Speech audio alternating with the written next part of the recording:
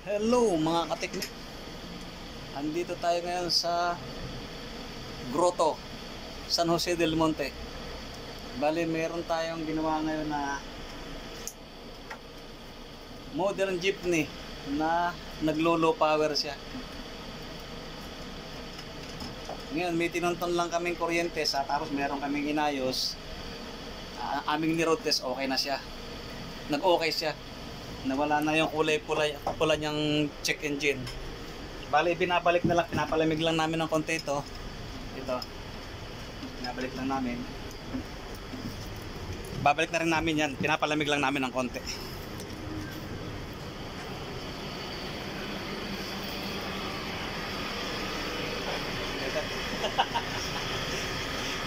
Ito kasama ka, binabalik lang sa may ilalim sa may takip ng computer.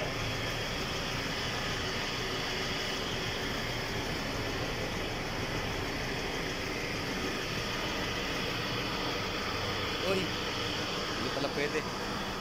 Natatakpan yung camera. Eto mga kapatid.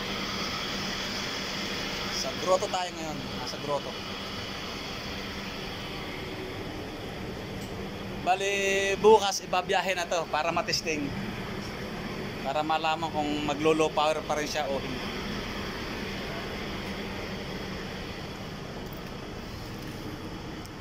Medyo napalaban tayo ng matindi rito.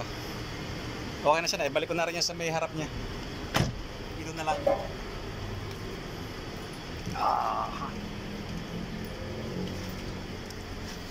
Ito na lang mga kateknik.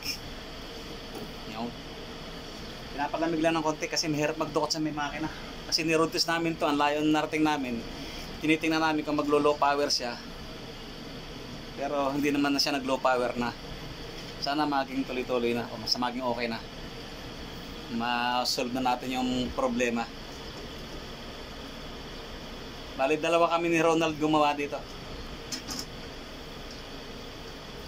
Okay.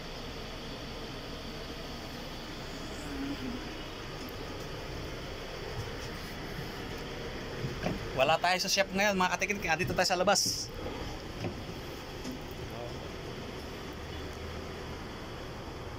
Ayan.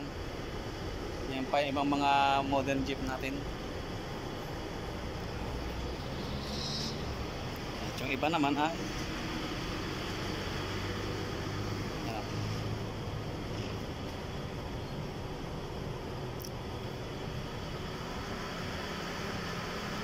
Ito yung ating ginawa. Ginawa natin yan.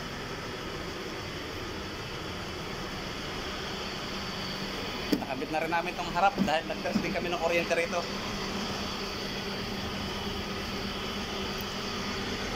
Okay.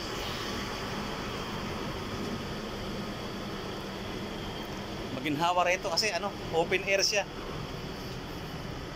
Open air. Anto, Save More. Yan yung building na yan mga kateknik. Nakikita niyo yung malaking building na yan. Yan sa likod ko. Yan, Save More.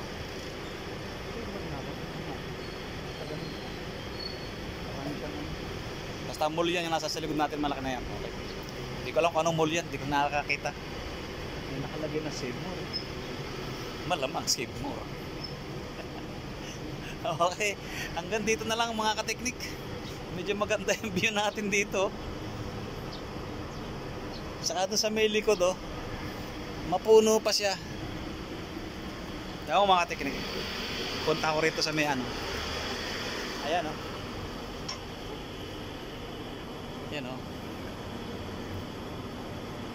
presko.